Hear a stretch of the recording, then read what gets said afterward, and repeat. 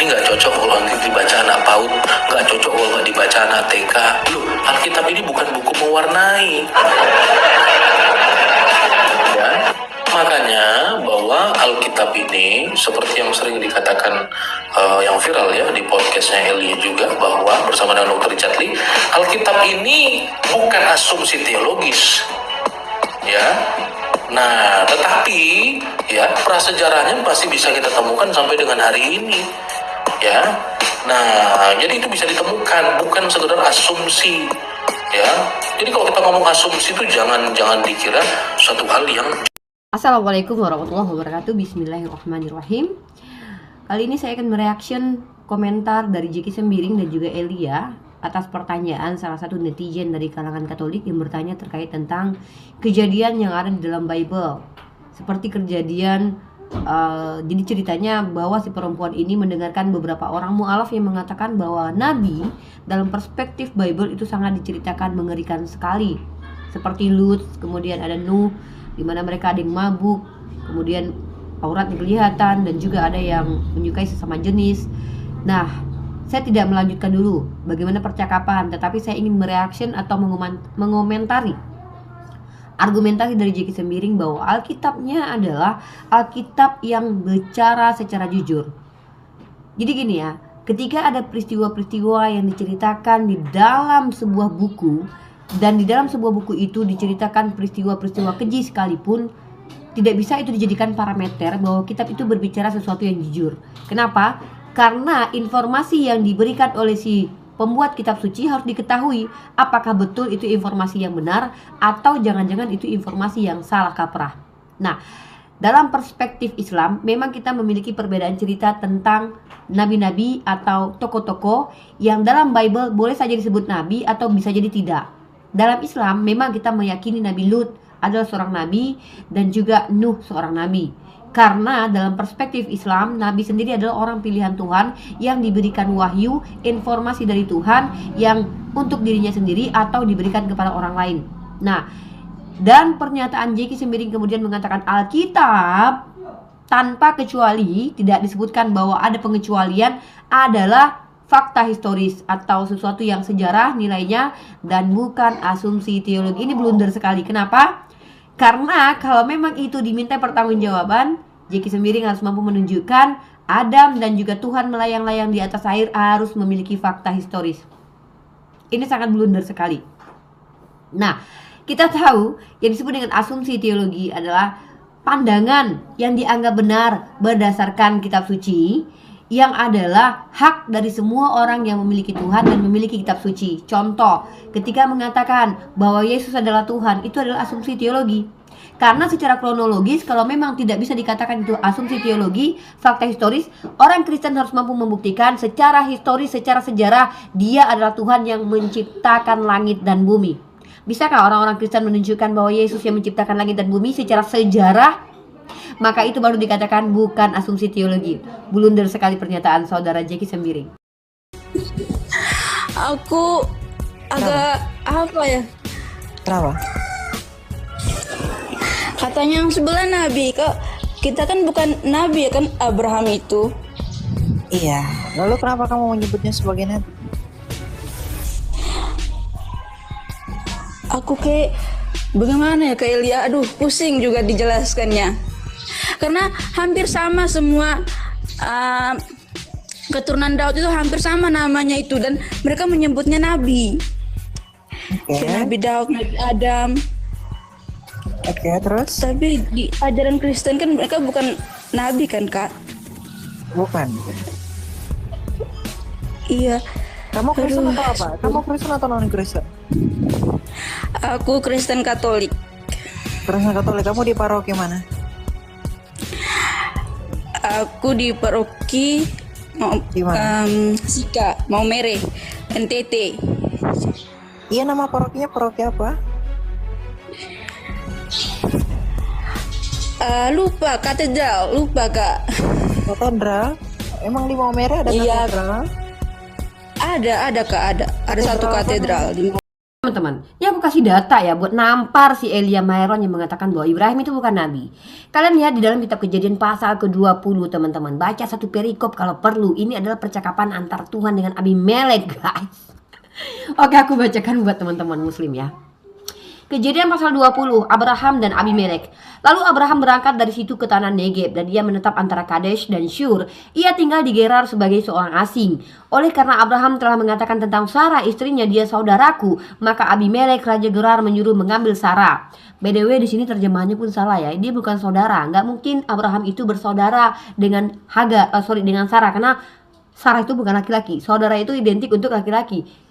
Kalian tahu dong kalau seandainya pun bahasa Ibrani dan bahasa Arab itu punya feminim dan maskulin. Kalau dalam bahasa Arab itu ada mu'annas dan muzakkar. Kalau dalam bahasa Ibrani ada nekeva dan zahar, ya. Itu ada. Tapi di sini di terjemahannya Sarah menjadi laki-laki karena jadi saudaraku bukan saudariku. Penyimpangan terjemahannya, guys. Oke, kita luputkanlah kesalahan minor itu menurut teman-teman Kristen ya.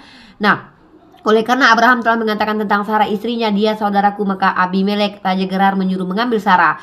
Tetapi pada waktu malam Allah datang kepada Abimelek dalam suatu mimpi serta berfirman kepadanya, engkau harus mati oleh karena perempuan yang telah kau ambil itu, sebab ia sudah bersuami. Adapun Abimelek belum menghampiri Sarah. Berkatalah ia, Tuhan, apakah engkau membunuh bangsa yang tak bersalah? Bukankah orang itu sendiri mengatakan kepadaku, dia saudaraku? Iya saudaraku, jadi hal ini kulakukan dengan hati yang tulus dan dengan tangan suci. Apa kata Tuhan mereka? Dan mereka bantah ini, guys, dalam kitab Perjanjian Lama. Lalu berfirmanlah Allah kepadanya dalam mimpi, aku tahu juga bahwa engkau telah melakukan hal itu dengan hati yang tulus, maka aku pun telah mencegah engkau untuk berbuat dosa terhadap aku. Sebab itu aku tidak membiarkan engkau menjamah dia. Jadi sekarang kembalikanlah istri orang itu, sebab dia seorang nabi. Elia, kamu lupa ayat ini. Ia akan berdoa untuk engkau, maka engkau tetap hidup. Tetapi jika engkau tidak mengembalikan dia, ketahuilah engkau pasti mati, engkau dan semua orang yang bersama-sama dengan engkau. Elia lupa bahwasannya ternyata Abraham itu dikatakan oleh Tuhan Bani Israel sendiri nabi, dan Elia menyangkal Bible-nya. So, siapakah yang antikristus? Apakah antikristus adalah orang yang percaya isi Bible, yaitu kita umat Islam justru percaya bahwa Abraham adalah seorang nabi? Wow. Dan teman-teman, sebenarnya indikasi bahwa seorang nabi itu seperti apa klasifikasinya, kita bisa lihat dalam Bilangan pasal 12 ayat 6. Kalian buka sendiri. Bilangan pasal 12 ayat 6. Kalian harus cidat ya, cidot. Lalu berfirmanlah ia dengan firmanku ini, jika di antara kamu ada seorang nabi, maka aku Tuhan menyatakan diriku kepadanya dalam penglihatan, aku berbicara dengan dia dalam mimpi. Teman-teman Kristen sepertinya tidak terlalu suka membaca kitab Perjanjian Lama, sehingga mereka tidak terlalu tahu bahwa dalam kitab Perjanjian Lama klasifikasi nabi itu dijelaskan, dan bahkan Tuhan sendiri mengatakan bahwa Abraham itu adalah seorang nabi, by the way. Atau jangan-jangan mungkin Elia mengatakan bahwa terjemahannya salah, atau jangan-jangan Elia mengatakan bahwa dia lebih benar ketimbang Tuhan sendiri. I don't know ya. Jadi kalau kita lihat, ketika ada nabi, maka Tuhan akan menyatakan diri kepadanya. Apakah Tuhan pernah menyatakan diri kepada Abraham? Yes, exactly. Wah, bahasa Inggris aku keren juga. Ya, aku lagi belajar bahasa Inggris ya, guys. Nah, artinya apa? Artinya di sini secara klasifikasi dalam Bilangan pasal 12 ayat 6, Abraham memenuhi standar itu. Kemudian yang berkata bahwa dia adalah nabi, itu tidak lain dan tidak bukan adalah Tuhan mereka sendiri. So mereka ingkari hal itu, guys. Wow. Ini mengerikan sekali, teman-teman. Bagaimana kalian mau berdiskusi dengan teman-teman Kristen ketika mereka sering kali bertengkar dengan kitab sucinya? Bagaimana mau percaya seperti orang seperti Elia, orang seperti J.K. Sembiring, sementara mereka berbicara tidak menggunakan dasar yang universal? Ketika mereka katakan bahwa kitab kita adalah kitab yang terverifikasi secara sejarah, ketika kita minta, bisa gak kalian tunjukin data sejarahnya Yesus pernah menciptakan langit dan bumi? Kecuali kalian disclaim sebagian kitab suci kita, sebagian lainnya tidak. Kan enak tuh, iya enggak? Tapi kalau sudah berbicara bahwa Alkitab kita itu terverifikasi dengan sejarah, tunjukkan kepada kita sejarah mana yang mencatat Yesus menciptakan langit dan bumi. Sejarah mana yang mencatat Adam pernah hadir di Taman Eden bersama Tuhan, tinggal sehidup setempat pada waktu itu. Arkeologi mana yang pernah menyatakan bahwa Tuhan pernah tinggal di bumi di Taman Eden bersama dengan Adam? Arkeolog mana yang pernah menyatakan bahwa Yesus itu terindikasi menciptakan langit dan bumi? Terbukti waktu itu dia pertama sekali menciptakan ini, dan inilah hasil sejarahnya. Ini mengerikan sekali. Ketika Tuhan sudah masuk ke dalam sejarah, artinya Tuhan telah terbatasi oleh ruang dan waktu. Maka dia gagal telah menjadi Tuhan. Atau teman-teman Kristen kita memahami Tuhan itu terbatas ruang dan waktu. Inilah perbedaan kita dengan teman-teman Kristen, guys. Bahwa kita umat Islam itu tidak pernah mendefinisikan Tuhan, tidak pernah menyandarkan kebenaran kepada sejarah. Karena sejarah itu adalah buatan manusia. Sejarah itu, kalian tahu tidak, prinsip dari arkeolog. Arkeolog itu adalah barang yang ditemukan, ya, bisa barang yang bisa digerakkan seperti permata atau piring atau ya alat-alat masak. Itu benda-benda yang bisa digerakkan, atau benda-benda yang tidak bisa digerakkan seperti bangunan, bendungan. Itu dikaji dan ditafsir oleh manusia. Benda-benda itu ditafsir dan itu mustahil absolut benar, ya. Dan kebenarannya itu akan menjadi benar-benar terverifikasi ketika tafsirannya itu didukung oleh banyak sekali data kemudian. Dan makanya dalam ranah teologi, kalau ada agama yang bersandar kepada sejarah, ya akan batal sih menjadi sebuah ajaran yang memiliki konsep iman. Gimana coba mau mensejarahkan neraka, surga, mensejarahkan surga? Gimana mensejarahkan Tuhan yang pernah hidup bersama dengan manusia di Taman Eden? Gimana mau mensejarahkan Tuhan pertama sekali menciptakan ini dan itu? Dan jangankan hal seperti itu ya, hal yang memang terjadi menurut iman Kristen dalam kitab Matius, di mana ketika Yesus disalib bukit Golgota itu terbelah, zombie kudus, aku nggak boleh bilang zombie kudus ya, tapi kalau definisi zombie adalah mayat hidup, ya yes, orang-orang kudus yang pada waktu itu telah meninggoy dan kemudian kuburnya terbelah dan mereka bangkit dan menampakkan diri, itu tidak pernah terverifikasi dalam sejarah manapun. Atau kalian mungkin akan mencatat itu sebagai sejarah next, dan ya mungkin akan ditemukan arkeologinya. Atau jangan-jangan mereka yang waktu itu telah bangkit, orang kudus itu, mereka masih hidup sampai sekarang. Ya kita nggak pernah tahu ya, siapa yang tahu ya. Suatu saat akan ditemukan bahwa ada ribuan orang kudus yang pernah bangkit menyebar ke seluruh alam, dan mereka itu tidak mati-mati, tidak meninggoy.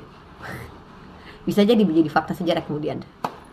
Ya, wow, aku gak nyangka kalau ternyata Elia Myron tidak tahu kalau Abraham atau Ibrahim itu adalah seorang nabi, dan dia menyangkal perkataan Tuhannya Bani Israel sendiri. Ya, wow, lancang sekali terkadang ya.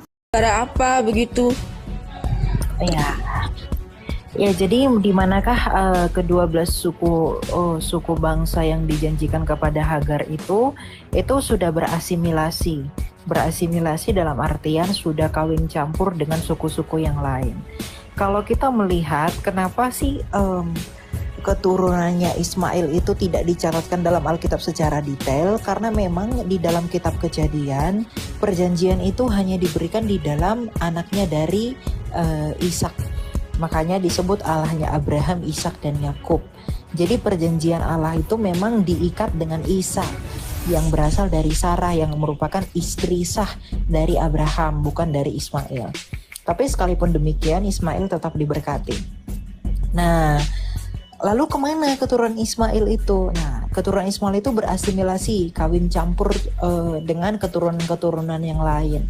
Misalnya keturunan Ismail dengan keturunan Esau, kemudian dengan keturunan Yoktan yang merupakan bapa leluhur bangsa Arab, kemudian juga dengan keturunan-keturunan dari Eber juga, karena Ismail juga kan dari Eber, karena ayahnya Abraham itu orang Hebrew, orang Ibrani.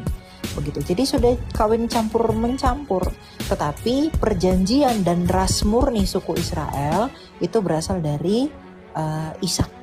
Jadi dari Ishak dia memperanakan Yakub, kemudian Yakub memperanakan 12 suku bangsa Israel, dan itu tetap terpelihara dan tidak berasimilasi atau kawin campur. Begitu, Priska. Ternyata Elia Myron bukan hanya sekarang menjadi ahli sejarah, tapi juga ahli genealogi. Karena dia tahu pasti apakah keturunan Ismail itu sudah bercampur Dan dia memastikan juga bahwa keturunan Bani Ishak itu tidak bercampur sama sekali. Dan dia nggak tunjukin data. Oh iya, aku lupa kalau dia itu adalah orang yang hidup di zaman Pithecanthropus erectus. Dan dia bahkan mengerti sekali kejadian apa yang benar-benar masuk ke dalam sejarah dan apa yang tidak masuk ke dalam sejarah. Dan dia juga adalah ahli persilsilahan, ahli pernasapan. Dia yang mengerti banget bahwa keturunan Ismail telah bercampur, keturunan Ishak masih murni. Ini menariknya Elia Myron ya. Ini kenapa Elia Myron boleh diangkat menjadi the apologet, si paling historis dan si paling genealogis atau si paling filosofis, si paling teologis dan si paling apologet. Kenapa?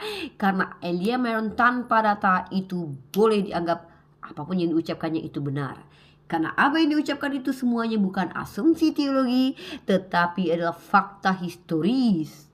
Termasuk ketika dia menjabarkan keturunan Ismail dan keturunan Ishak yang sudah disampaikan berdasarkan non-asumsi, tapi fakta historis.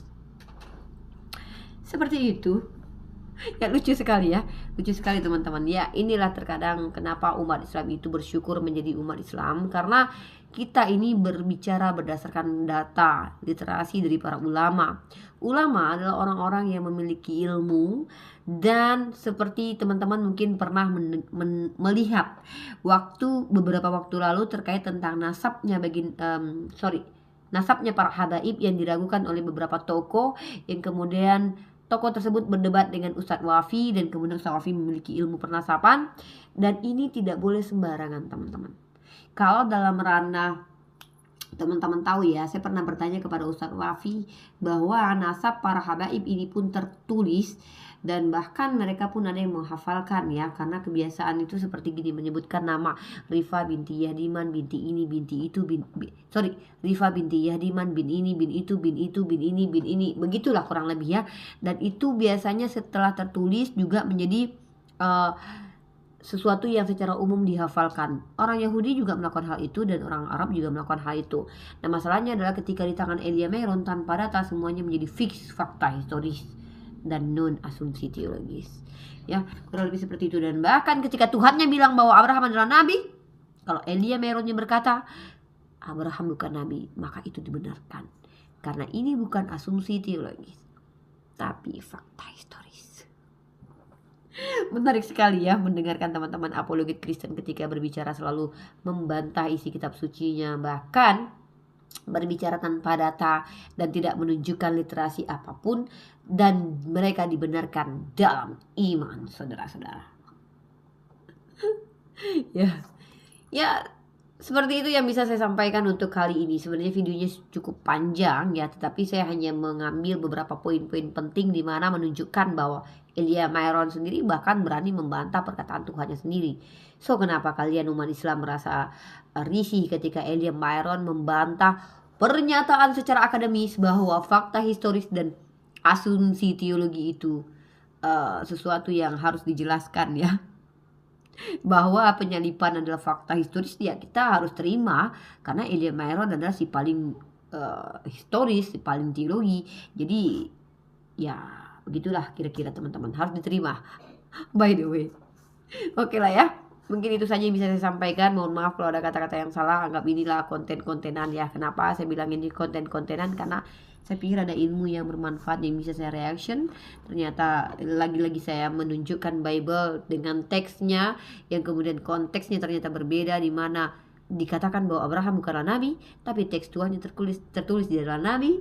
Dan kita umat Islam kembali mengingatkan mereka, hey, ada apa dengan kalian? Kenapa di kitab kalian tertulis dia adalah nabi, lalu kalian bilang dia bukan nabi? Mana yang betul? Mana yang bisa dipercaya ini? What?